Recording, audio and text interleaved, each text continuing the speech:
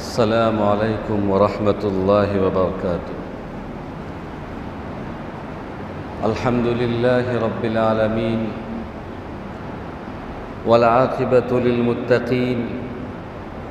والصلاة والسلام علی سید الانبیاء والمرسلین وعلى آلہ وصحبہ اجمعین۔ اما بعد فاعوذ باللہ من الشیطان الرجیم بسم اللہ الرحمن الرحیم۔ یا ایہا الذین آمنوا کتب علیکم الصیام کما کتب علی الذین من قبلکم لعلکم تتقون۔ صدق اللہ العظیم۔ اللہم صل علی سیدنا مولانا محمد فی اول کلامنا۔ اللہم صل علی سیدنا مولانا محمد فی اوسط کلامنا۔ اللہم صل علی سیدنا مولانا محمد فی آخر کلامنا۔ معزز سامعین کرام، ہمارے لیے بڑی سعادت کی بات ہے کہ ہم اور آپ رمضان جیسے مبارک اور بابرکت مہینے میں داخل ہو چکے ہیں، اور حسین اتفاق یہ ہے، ایک تو رمضان کا مہینہ شروع ہو رہا ہے اور پھر رمضان کا مہینہ جمعے کے روزے سے شروع ہو رہا ہے، پہلا روزہ جمعہ کا ہے۔ یہ بھی حسین اتفاق ہے۔ مطلب یہ کہیے کہ فضیلت در فضیلت ایک ساتھ جمع ہو گئی کہ رمضان کی فضیلت الگ ہے، پہلے روزے کی فضیلت الگ ہے، اور پھر جمعے کی فضیلت الگ ہے، اور پھر بھی ہمارے اندر وہ شوق پیدا نہ ہو عبادت کا، تلاوت کا، ذکر و اذکار کا، استغفار کا، جہنم سے خلاصی کا، مغفرت کے طلب کرنے کا، تو یہ ہماری محرومی کی بات ہے۔ لہٰذا ہم ان تمام فضیلتوں سے استفادہ حاصل کریں، افادہ حاصل کریں، فائدہ حاصل کریں کہ جمعہ کی الگ فضیلت، پہلے روزے کی الگ فضیلت، رمضان کے مہینے کی الگ فضیلت، پہلے عشرے کی الگ فضیلت، یہ سب ایک ہی دن میں جمع ہو گئی ہے، تو ہم زیادہ سے زیادہ اس میں ثواب بٹوریں، ثواب جمع کریں۔ قرآن کریم کے اندر اللہ تبارک و تعالیٰ ارشاد فرماتا ہے، یا ایھا الذین آمنوا کتب علیکم الصیام، کہ اے ایمان والو تمہارے اوپر روزہ فرض کیا گیا۔ فرض کا معنی یہ ہے کہ جب تک ہم اس کو ادا نہیں کریں گے اس وقت تک ادا نہیں ہوگا۔ قرآن کریم کے اندر اللہ تبارک و تعالیٰ فرماتا ہے کہ یا ایھا الذین آمنوا کتب علیکم الصیام، کہ روزہ تم پر فرض کر دیا گیا ہے۔ اور پھر تسلی کے لیے اللہ تبارک و تعالیٰ نے آگے فرمایا کما کتب علی الذین من قبلکم، کہ یہ مت سمجھو کہ یہ روزہ میں نے تم پر ہی صرف فرض کیا ہے، یہ تمہارے ساتھ ہی میں نے ظلم کیا ہے اور ناانصافی کی ہے، ایسی بات نہیں ہے۔ تم سے پہلے جتنی بھی امتیں آئی ہیں، سابقہ جتنی بھی امت ہے، حضرت آدم علیہ السلام سے لے کر اللہ کے نبی صلی اللہ علیہ وسلم کی امت تک جتنی بھی امتیں آئی ہیں، ان تمام امتوں میں روزے کی شکل موجود تھی، وہ کسی نہ کسی شکل میں روزہ رکھا کرتے تھے۔ تو یہ کوئی نئی بات نہیں ہے، یہ کوئی انہونی چیز نہیں ہے جو ہمیں دی گئی ہے، جو ہمارے لیے مشکل ہے، ایسا کچھ بھی نہیں ہے۔ اللہ ہمیں ایک تسلی کا سامان فراہم کر رہا ہے کہ تم ایسا بالکل مت سمجھو کہ تم اگر روزہ رکھو گے تو تمہاری جان ختم ہو جائے گی، تم دنیا سے ختم ہو جاؤ گے، مٹ جاؤ گے، برباد ہو جاؤ گے، تمہاری صحت خراب ہو جائے گی، ایسا بالکل نہیں ہے۔ کیونکہ ڈیمو کے طور پر، مثال کے طور پر سابقہ امت نے روزہ رکھا ہے اور وہ زندہ رہے ہیں، صحت مند رہے ہیں، ان کو کچھ ہوا نہیں ہے، وہ مرے نہیں ہیں۔ اس لیے تم ایسا مت سوچو کہ میں بیمار ہو جاؤں گا اور میں لاغر ہو جاؤں گا، دبلا ہو جاؤں گا یا میری جان ختم ہو جائے گی، میرے پاس حوصلہ اور ہمت نہیں ہے، تو اللہ نے حوصلہ اور ہمت کا سامان ہمارے لیے پیدا کیا کہ تمہارے سامنے ایک تاریخ موجود ہے، آدم علیہ السلام سے لے کر اللہ کے نبی صلی اللہ علیہ وسلم کی جتنی بھی امتیں آئی ہیں وہ سب کے سب کسی نہ کسی شکل میں روزہ رکھی ہیں اور ان کا کچھ بگڑا نہیں ہے، تو ہم روزہ رکھ سکتے ہیں اگر ہم قابل ہیں، ہمارے اندر استطاعت اور صلاحیت ہے تو ہمارا کچھ ہوگا نہیں۔ بلکہ سائنس اس بات کو مانتا ہے، اطباء اس بات کو مانتے ہیں، ماہرین اس بات کو مانتے ہیں کہ روزہ رکھنے سے صحت خراب نہیں ہوتی بلکہ صحت اچھی ہوتی ہے، آدمی صحت مند ہوتا ہے۔ ڈاکٹروں کا کہنا ہے کہ آدمی کو سال میں 1 مہینہ فاسٹنگ کرنا چاہیے، اس کی صحت صحیح رہتی ہے۔ یہ امریکہ کے ڈاکٹروں نے اس بات پر اتفاق کیا ہے اور پھر انہوں نے اسلام کو اپریشیٹ کیا ہے کہ بھائی یہ ایک نظام جو اسلام کے اندر ہے کہ 12 مہینے میں 1 مہینہ روزہ رکھا جاتا ہے، یہ نظام صحت کے لیے بہت اچھا نظام ہے، آدمی کے معدے کے لیے بہت اچھا نظام ہے، اس کے جسمانی خون کے دوران کے لیے بہت اچھا نظام ہے۔ تو اطباء کا، ماہرین کا، سائنسدانوں کا یہ ماننا ہے کہ فاسٹنگ اور روزہ رکھنا یہ صحت کو برباد نہیں کرتا ہے بلکہ صحت کو آباد کرتا ہے، صحت کی حفاظت کرتا ہے اور صحت کو اچھا بناتا ہے۔ تو یہ بات تو ہم اچھی طریقے سے اپنے ذہن میں ڈال لیں کہ روزہ رکھنے سے ہماری صحت کمزور نہیں ہوتی ہے، اور اس کا تجربہ بھی ہے، میں خود اس کا تجربہ کرتا ہوں، مشاہدہ کرتا ہوں اپنی باڈی پر، اپنے جسم پر، اور آپ بھی کرتے ہوں گے کہ رمضان کے مہینے میں جو 1 مہینہ ہم جب روزہ رکھتے ہیں تو پورا باڈی کا کچرا صاف ہو جاتا ہے، پیٹ کا کچرا صاف ہو جاتا ہے، پیٹ ہلکا محسوس ہوتا ہے، باڈی ہلکا محسوس ہے، میں تو محسوس کرتا ہوں، آپ بھی محسوس کرتے ہوں گے کہ جب ہم اتنے دن میں فاسٹنگ کرتے ہیں تو اندر جو بھی کچرا جہاں تہاں بیٹھا ہوا ہوتا ہے وہ سب کا سپلائی ہونے لگتا ہے، وہ کچرا بدن سے نکلنے لگتا ہے۔ اس لیے اللہ تبارک و تعالیٰ نے قرآن کریم کے اندر یہ بات ارشاد فرمائی کہ کما کتب علی الذین من قبلکم، کہ روزہ تم پر فرض کیا گیا اور سابقہ امت پر بھی فرض کیا گیا، اور سائنس بھی اس کی گواہی دے رہی ہے، شہادت دے رہی ہے، اطباء بھی، ماہرین بھی اس بات کو مان رہے، وہ نہیں بھی مانتے پھر بھی ہمیں قرآن کی آیت کو ماننا تھا، قرآن کے حکم کو ماننا تھا۔ لیکن اتفاق اور حسین اتفاق یہ ہے کہ اطباء بھی اس بات کو مانتے ہیں کہ روزہ رکھنے سے کوئی آدمی مرتا نہیں ہے، اس کی صحت خراب نہیں ہوتی ہے، اور قرآن نے ہمیں تسلی دی ہے کہ علی الذین من قبلکم، کہ تم سے پہلی امتوں نے بھی روزہ رکھا ہے۔ اس لیے ہم لوگ بلا شرعی عذر کے، اگر ہمارے پاس کوئی مجبوری نہیں ہے، کوئی معذوری نہیں ہے، ڈاکٹر نے منع نہیں کیا ہے، اور ڈاکٹر میں سے وہ ڈاکٹر جو متقی ہو، جو مسلمان ہو، جو پرہیزگار ہو، دیندار ہو، وہ اگر ہمیں کسی بیماری میں صلاح دیتا ہے، مشورہ دیتا ہے کہ بھائی آپ روزہ نہیں رکھیں، آپ کی صحت کو خطرہ ہے، آپ کے جان کو خطرہ ہے، آپ کے بچے کو خطرہ ہے، ماں کو خطرہ ہے، یا ماں کے پیٹ میں پل رہے بچے کو خطرہ ہے، تو اگر کوئی متقی دیندار ڈاکٹر اس طریقے کا صلاح اور مشورہ کسی مرد یا عورت کو دے تو ایسی صورت میں وہ روزے کی قضا کر سکتا ہے، بعد میں روزہ رکھے گا۔ شریعت ظالم نہیں ہے، شریعت نے ہر طریقے سے ہمیں راستہ فراہم کیا ہے دین پر عمل کرنے کا۔ لیکن اگر ہمارے پاس کوئی عذر نہیں ہے، ہلکی سی بخار، ہلکی سی کھانسی، ہلکی سی سردی، ہلکا سر درد، ہلکا پیٹ درد، جو بدن میں درد اور بوجھل پن، یہ سب تو عام بیماریاں ہیں جو ہر دن کسی نہ کسی کے ساتھ لگی ہوئی ہوتی ہے، اس کی وجہ سے ہم نے اگر روزہ چھوڑ دیا تو ہم بہت بڑے محروم مانے جائیں گے، بہت بد نصیب مانے جائیں گے۔ یہ سب عام بیماری ہے۔ ایسی کوئی بیماری جو ہمارے جان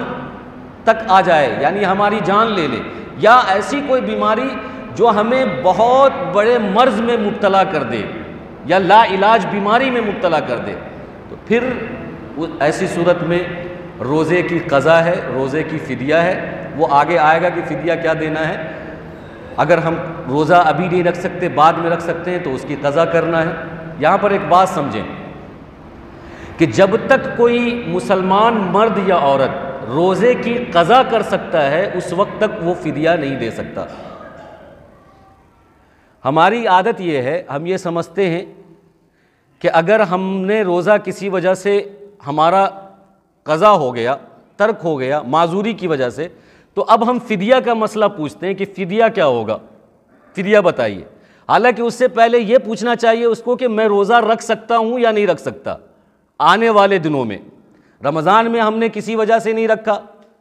عورتیں ہیں، بچے کو دودھ پلانے کی وجہ سے عورتوں نے روزہ نہیں رکھا، حاملہ ہونے کی وجہ سے روزہ نہیں رکھا، تو اب وہ عورتیں آگے کے مہینوں میں، آگے کے سالوں میں اگر تندرست ہوتی ہیں، قوی ہوتی ہیں، تو اب ان کو فدیہ نہیں دینا ہے۔ جب تک وہ قضا کر سکتی ہیں روزے کی تب تک وہ قضا کریں گی، تب تک فدیے کا کوئی مسئلہ نہیں ہے۔ فدیہ ان لوگوں کے لیے ہے جو بالکل صحت سے مایوس ہو گئے ہوں،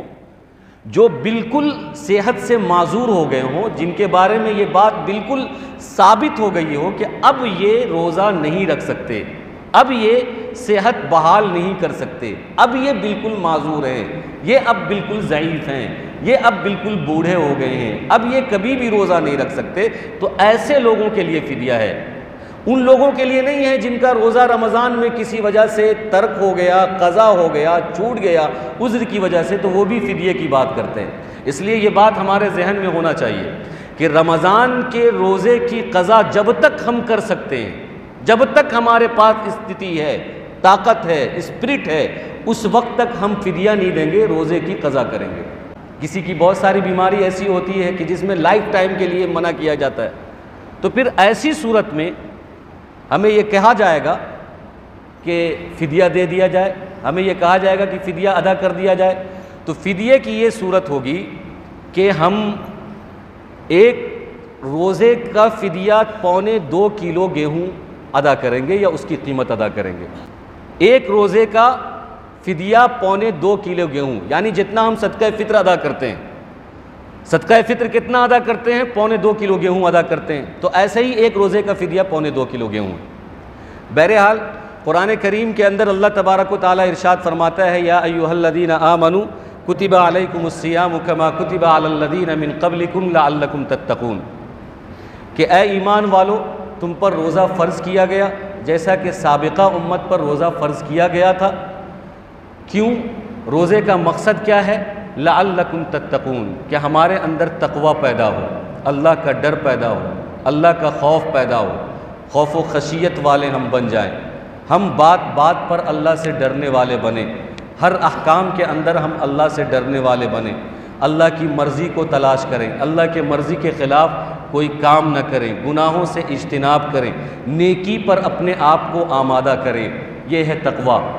نیکی میں مزہ آئے، برائی سے نفرت ہو،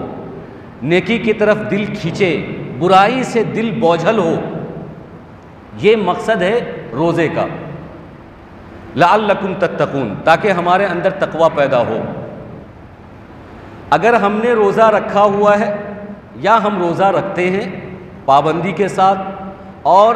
ہمارے اندر اللہ کا خوف نہیں آ رہا، برائی سے نفرت نہیں ہو رہی، نیکی پر دل نہیں جم رہا ہے،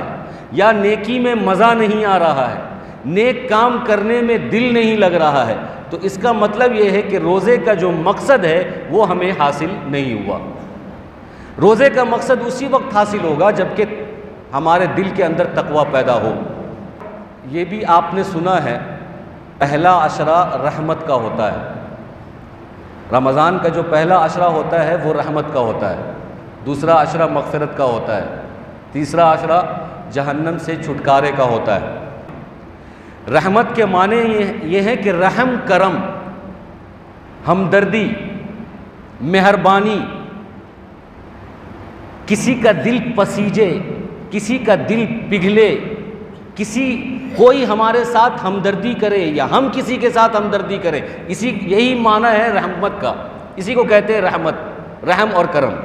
یعنی اللہ تبارک و تعالی ہمارے ساتھ رحم و کرم کریں، ہمارے ساتھ الفت کا معاملہ کریں، مہربانی کا معاملہ کریں،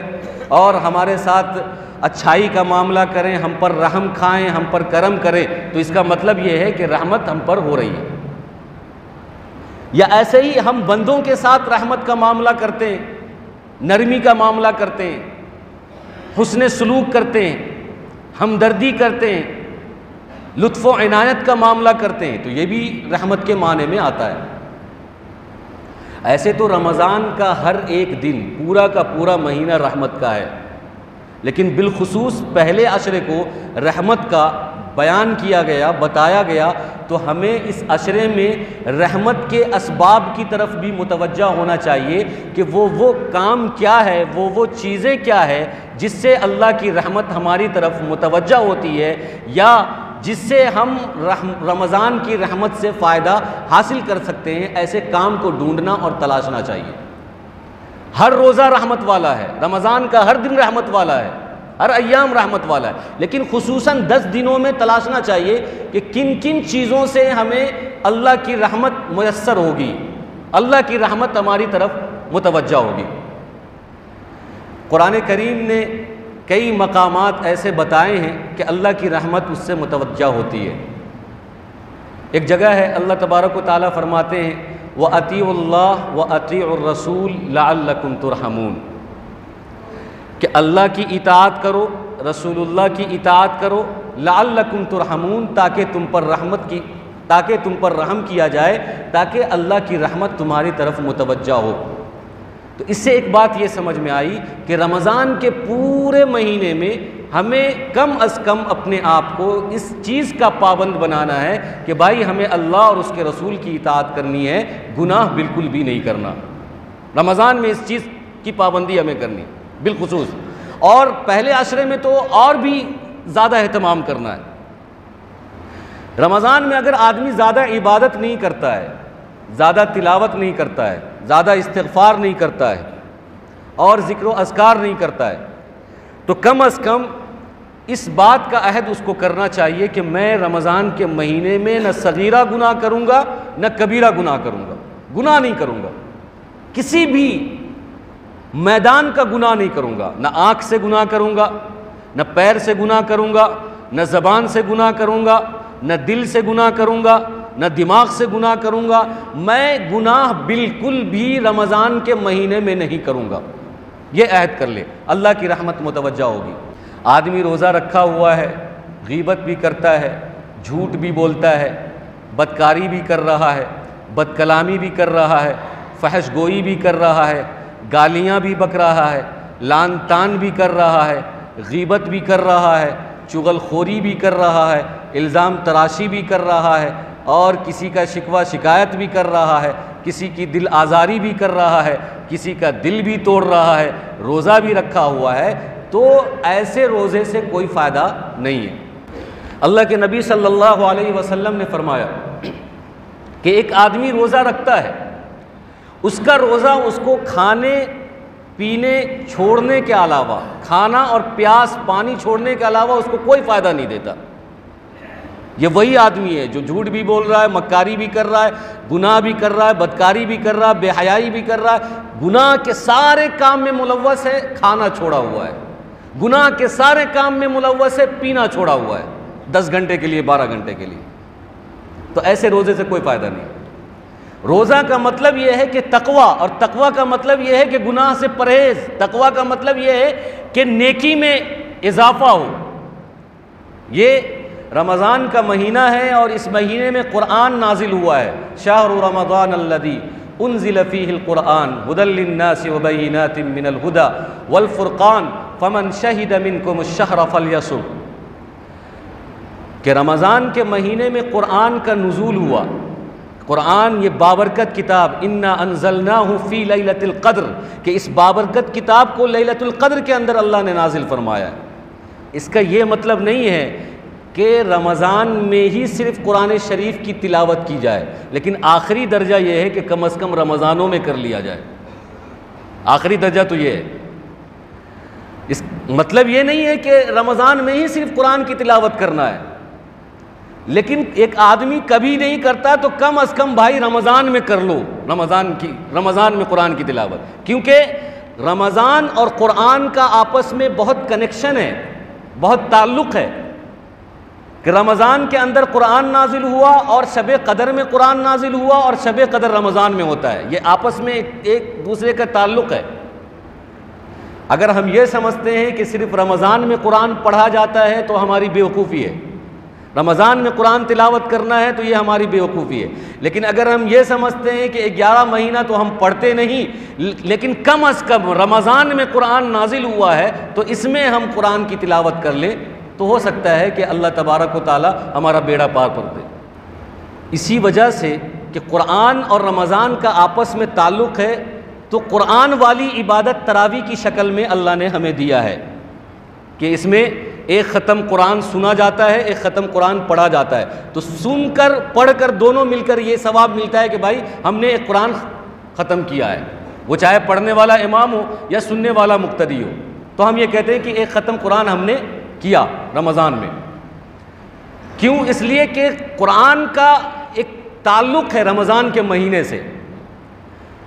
تو انفرادی طور پر بھی اپنے آپ کو نیکی پہ لانے کا سب سے آسان راستہ یہ ہے کہ قرآن کی تلاوت میں ہم اپنے آپ کو زیادہ سے زیادہ لگائیں اس مہینے میں۔ شہر رمضان الذی انزل فیہ القرآن، کہ اس مہینے میں قرآن نازل ہوا ہے، قرآن کی تلاوت سے اپنے آپ کو روشن کریں، قرآن کی تلاوت میں اپنے آپ کو لگائیں۔ لیکن ہماری محرومی یہ ہے کہ رمضان کا مہینہ بھی ہمیں افطاری کھانے سے، سحری میں کھانے سے، قیلولہ کرنے سے، اور افطاری کی شاپنگ کرنے سے، اور تراویح کی تھکاوٹ سے، اور روزے کی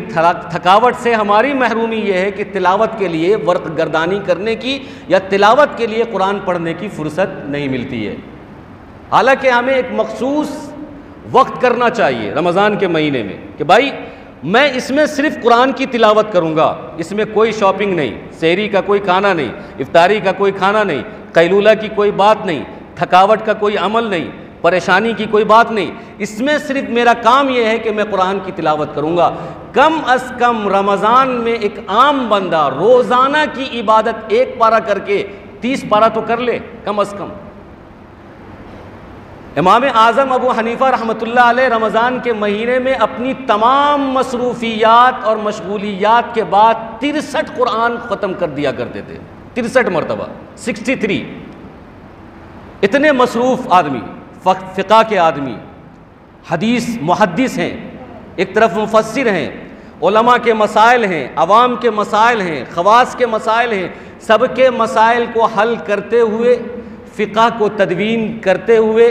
فقہ سے مسائل استنباط کرتے ہوئے، دین کے بڑے اہم کام اور اس میں مسائل مستنبط اور مستخرج کرتے ہوئے، سب کام کرتے ہوئے الگ سے 63 قرآن کی تلاوت ختم کر دیا کرتے تھے۔ اور ہمارے پاس ہے کیا کام کے لیے، کرنے کے لیے رمضان میں؟ ہم تو ایسے بھی رمضان کے مہینے میں اپنے کام کو آگے پیچھے کر دیتے ہیں، اگر نہیں کرتے ہیں تو کرنا چاہیے، اور کرنے کے بعد پھر اس جو خالی وقت ہے اس کو کہاں پر لگاتے ہیں؟ سونے میں۔ کہاں پر لگاتے ہیں؟ قصہ کہانی میں۔ کہاں پر لگاتے ہیں؟ لطیفے کہنے میں۔ 4 آدمی جمع ہو گئے اور کہیں کی کہانی شروع ہو گئی، اور وہ کہانی گھنٹوں گھنٹے چل رہی ہے، ختم ہونے کا نام نہیں لے رہی۔ ظہر میں شروع ہوئی، عصر میں ختم ہوئی، ظہر کی نماز کا وقت آیا نماز پڑھ لیا، پھر عصر کی نماز کا وقت آیا نماز پڑھ لیا۔ اور بعض لوگ ایسے ہیں کہ پھر سحری کھا کر سوئے تو سیدھا 12 بجے اٹھے، اور اٹھ کر فریش ہوتے ہوتے جو ہے ظہر کی نماز غائب کر دیا، ظہر کی نماز اگر پڑھ لیے تو عصر کی نماز غائب کر دیا، نماز تک پڑھنے کی فرصت نہیں ہوتی۔ تو پھر کام چھوڑنے کا کیا فائدہ؟ کام کو آگے پیچھے کرنے کا کیا فائدہ؟ اس لیے ہمیں اپنے آپ کو وقت دینا چاہیے تلاوت کے لیے قرآن کریم۔ تو اللہ تبارک و تعالیٰ نے قرآن کریم کے اندر یہ ارشاد فرمایا کہ لعلکم تتقون، کہ یہ مہینہ تقوی کا مہینہ ہے، اور تقوی کا مطلب یہ ہے کہ ہم گناہوں سے کلی طور پر اجتناب کریں، اپنے اعضاء و جوارح کو، اپنی سوچ کو، اپنے دل کو، اپنے جسم کو گناہوں سے بالکل پاک اور صاف رکھیں۔ اور تقوی کا ایک مطلب یہ ہے کہ آدمی نیکی میں رغبت، دلچسپی محسوس کرے، نیکی کی طرف مائل ہو، زیادہ سے زیادہ نیکی کی طرف متوجہ ہو، زیادہ سے زیادہ تلاوت کرے۔ اور ہم روزہ رکھتے ہی ہیں ماشاءاللہ، تراویح پڑھتے ہی ہیں ماشاءاللہ، تو اب اگر ہمیں زائد عبادت کا شوق ہے تو سب سے پہلے قرآن کی طرف جائیں، قرآن کی تلاوت کی طرف جائیں، کیونکہ یہ قرآن اس مہینے میں نازل ہوا ہے۔ اور قرآن کی صفت ہے ہدی للناس، قرآن جب آدمی پڑھتا ہے، سنتا ہے، تو اس کے اندر ہدایت اترتی ہے اللہ کی طرف سے۔ اللہ اس کے دل کے قبلے کو درست کرتا ہے۔ جیسے نماز کا قبلہ ہمارا ہوتا ہے کہ نماز میں ہمیں قبلہ ادھر کرنا ہے، اس کے بغیر نماز نہیں ہوتی، تو دل کا بھی ایک قبلہ ہے۔ دل کا قبلہ درست ہوگا قرآن کی تلاوت سے۔ نماز کا قبلہ تو ہمارا درست ہے لیکن دل کا قبلہ درست ہی نہیں۔ دل میں ہزاروں ہیجان اور ہزاروں طرح کی گناہ، ہزار طرح کی پریشانیاں، گندگی بھری ہوئی ہے، اس کو ختم کرنا ہے قرآن کی تلاوت سے۔ قرآن کے اندر اللہ تبارک و تعالیٰ فرماتا ہے وَإِذَا تُلِيَتْ عَلَيْهِمْ آيَاتُهُ زَادَتْهُمْ إِيمَانًا وَعَلَىٰ رَبِّهِمْ يَتَوَكَّلُونَ کہ جب قرآن کی تلاوت کی جاتی ہے، قرآن سنا جاتا ہے، وَإِذَا قُرِئَ الْقُرْآنُ فَاسْتَمِعُوا لَهُ وَأَنصِتُوا لَعَلَّكُمْ تُرْحَمُونَ کہ جب قرآن کی تلاوت کی جاتی ہے تو ایمان بڑھتا ہے، اور جب قرآن سنا جاتا ہے تو اللہ کی رحمت متوجہ ہوتی ہے۔ وَإِذَا قُرِئَ الْقُرْآنُ فَاسْتَمِعُوا لَهُ وَأَنصِتُوا لَعَلَّكُمْ تُرْحَمُونَ۔ تو میں نے آپ سے کہا کہ رحمت متوجہ کرنے کے بہت سارے راستے ہیں، اس میں سے ایک راستہ یہ بھی ہے کہ آدمی قرآن کی تلاوت کرے۔ وَإِذَا قُرِئَ الْقُرْآنُ فَاسْتَمِعُوا لَهُ وَأَنصِتُوا لَعَلَّكُمْ تُرْحَمُونَ۔ یہ جو پہلا عشرہ ہے یہ رحمت کا ہے۔ تو رحمت کا ہے تو کیا مطلب؟ ایسے ہی روزہ رکھا، تلاوت کیا، تراویح پڑھا، پہلا عشرہ رحمت کا گزر گیا۔ اس سے ہم استفادہ حاصل کریں، وہ مواقع تلاش کریں، وہ اسباب تلاش کریں، وہ اعمال تلاش کریں جس میں اللہ کی رحمت کثیر تعداد میں ہماری طرف متوجہ ہوتی ہے۔ ایک تو میں نے آپ کو یہ بتایا کہ تلاوت کرنا ہے، کثرت سے تلاوت کیجئے، اللہ کی رحمت متوجہ ہوگی،